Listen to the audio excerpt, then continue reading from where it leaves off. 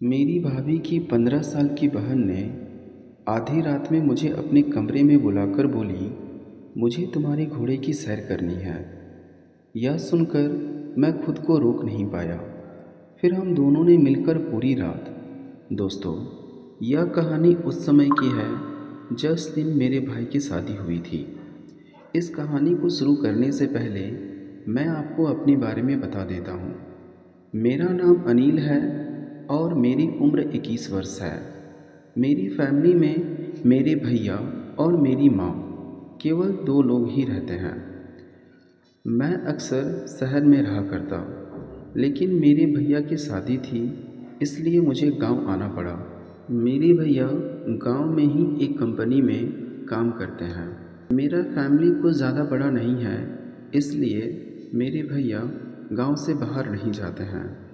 वे गांव में ही काम करते और मम्मी को संभालते हैं, जबकि मेरा पढ़ाई का खर्च भी मेरे भैया ही दिया करते हैं। इसके साथ साथ मैं अपनी पॉकेट मनी के लिए कुछ बच्चों को भी पढ़ाया करता, जिससे मेरा खर्च आराम से निकल जाता।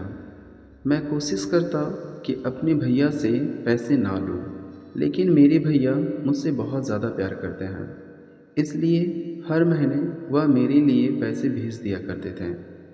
जब से मेरे पापा की मृत्यु हुई, उस समय से पूरे घर को केवल भैया ने ही संभाला था।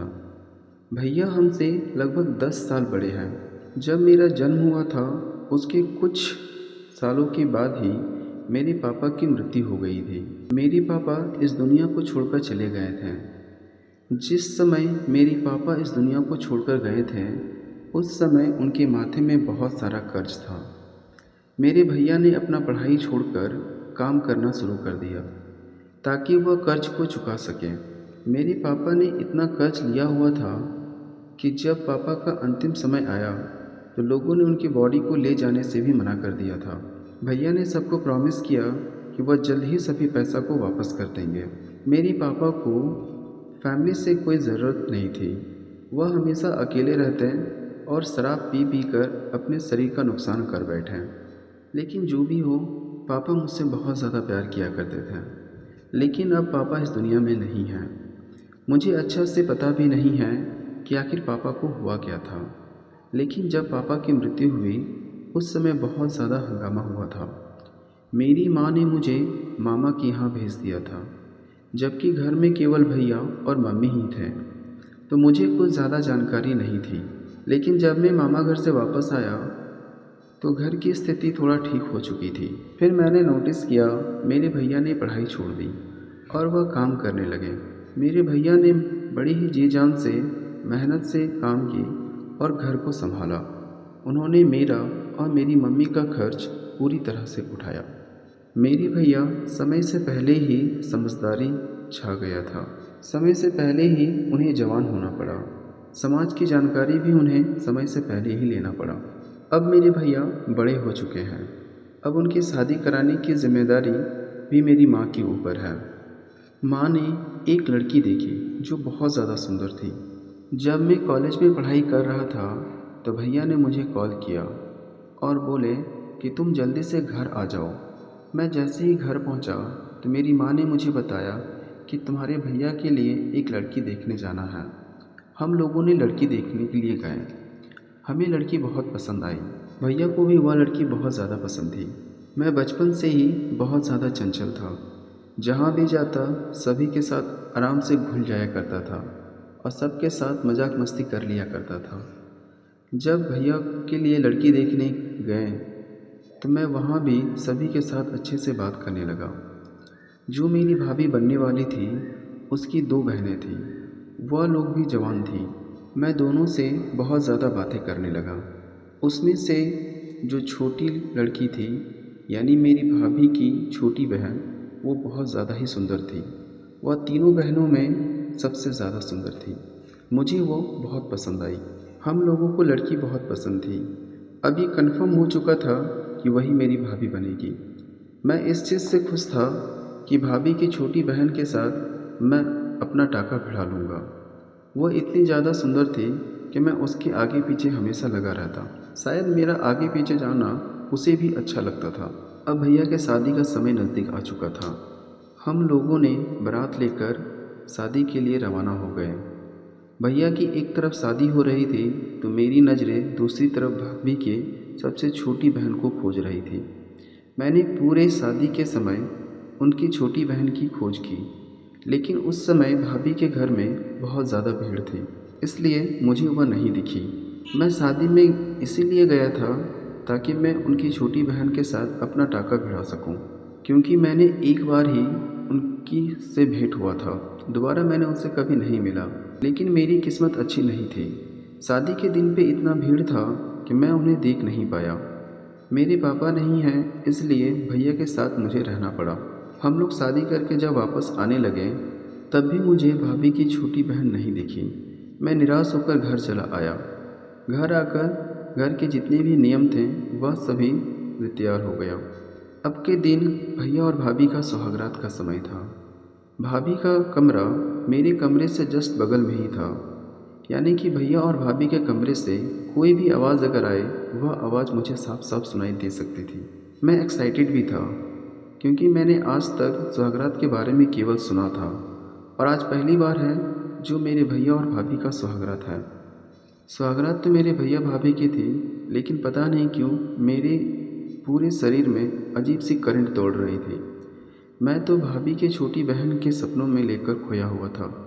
जब मैं बारात के लिए जा रहा था तब भी मेरे मन में उसी के ख्याल थे, लेकिन आते समय भी उन्हीं का ख्याल था, लेकिन उनसे मेरा भेंट नहीं हो पाया। अब रात हो चुकी थी। भैया और भाभी अपने कमरे में चले जा चुके थे। मैं अपने बगल कमरे में था।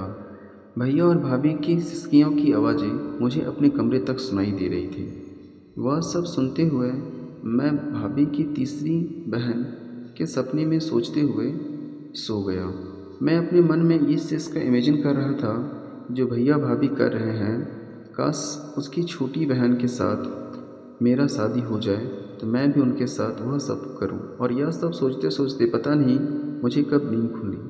जब मैं सुबह उठा तो मैंने देखा भैया और भाभी नहा धोकर रेडी हो चुके हैं, जबकि घर के जितने मेहमान थे वो धीरे धीरे करके वो जाना शुरू कर दिया।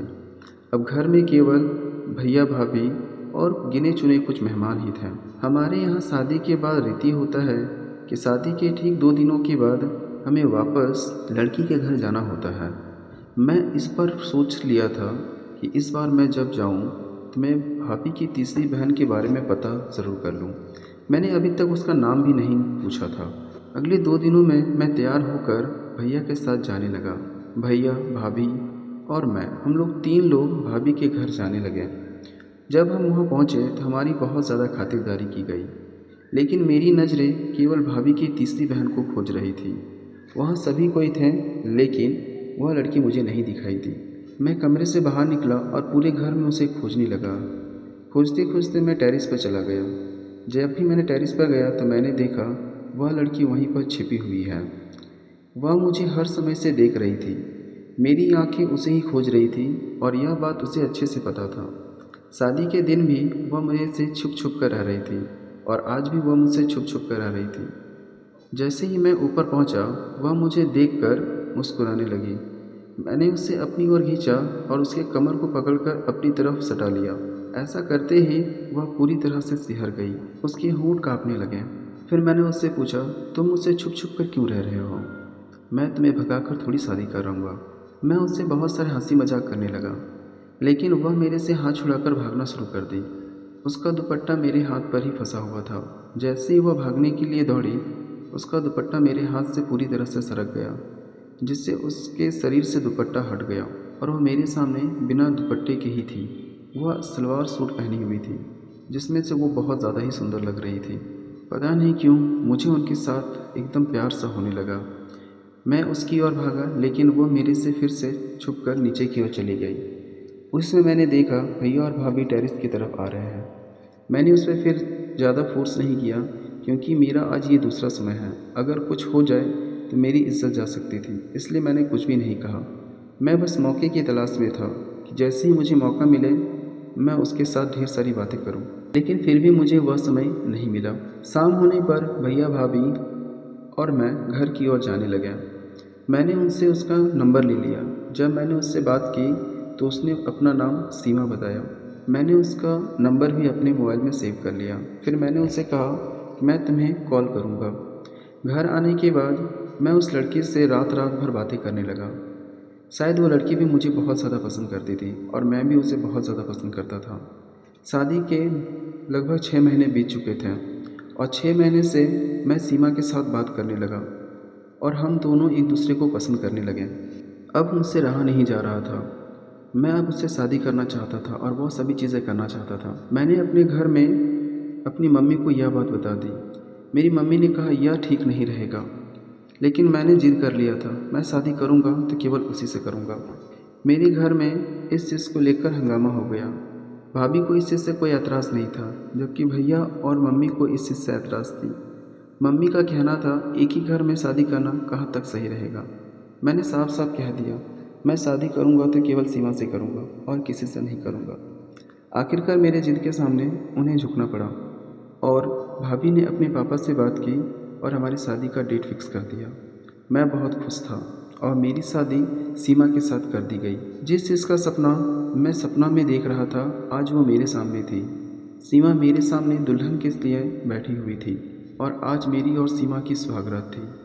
मैंने पूरी तरह से सोच लिया था कि मैं उसके साथ अपनी सुहागरात किस तरह से बनाऊं। जैसे ही मैं कमरे में गया, सीमा शर्मा कर अपना माथा नीचे करके बैठ गई। मैंने उसे गोद में उठाया और सीधा शीशे के सामने जाकर खड़ा हो गया। फिर उसे वहाँ पे खड़ा कर दिया और उसे मैं चूमने लगा, जिससे उनका पूरा शरीर सिहर गया। फिर मैंने कमरे का लाइट ऑफ किया और उसे बेड पर लिटा दिया। फिर हमने पूरी रात अपने सुहागरात के हर एक पल को एंजॉय किया। तो दोस्तों, कैसी लगी आपको यह कहानी हमें कमेंट सेक्शन में ज़रूर बताएं।